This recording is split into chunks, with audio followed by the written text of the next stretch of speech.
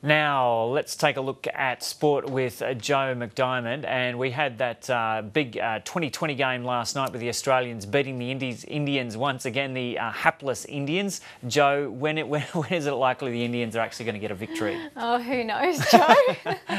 That's right. Australia has beaten India by 31 runs in the first of two 2020 cricket internationals in Sydney. Set 172 for victory, the Indians could manage just 6 for 140 from the full 20 overs. Dan Christian and David Hussey each took 2 wickets for Australia. Kohli was caught off the bowling of Brad Hogg, who celebrated with a bit of a dance. Just have a look at that there. Wicket-keeper Matthew Wade was named man of the match for his 72-run performance. Here's a bit of what he had to say at the end of the game.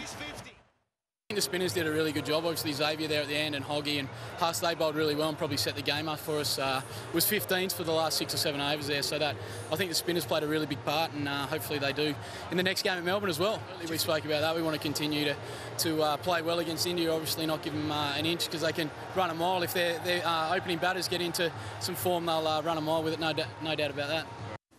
In the women's 2020 game, New Zealand defeated Australia by 6 wickets. Kate Broadmoor ripped through the Southern Stars' top order. Broadmoor collected a remarkable 3 for 9 off her 4 overs as Australia slumped to be 5 for 30. New Zealand skipper Suzie Bates top scored with an unbeaten 40 to guide her team home. Australia leads the 5-match series 3-1 with the final game tomorrow at the MCG. In the A-League, Melbourne Victory player Harry Kewell has slammed his team for its 1-1 draw with Gold Coast United in Launceston last night. United defender Michael Thwaite scored in the dying minutes of injury time to secure the draw. The draw means Victory will have to beat local rivals Melbourne Heart in Saturday's derby to keep their finals chances alive.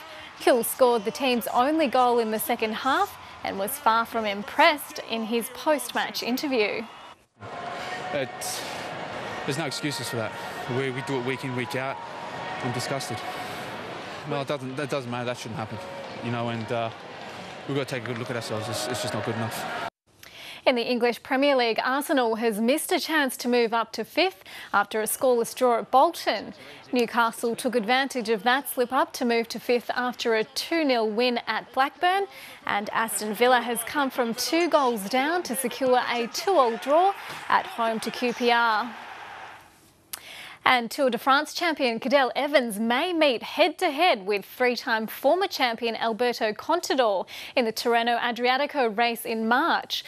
Contador will receive a decision from the Court of Arbitration for Sport next week, following a positive test for the banned substance clenbuterol at the 2010 Tour de France. Evans won the Italian stage race known as the Race of the Two Seas last year, and with Contador also set to compete, if he's cleared at that hearing, the pair could cross swords on stages 4 and 5. And that's the latest in sport, Joe. A showdown worth watching, and Brad Hogg has got to work on his victory dance, doesn't he? For sure. Thanks a lot, Joe.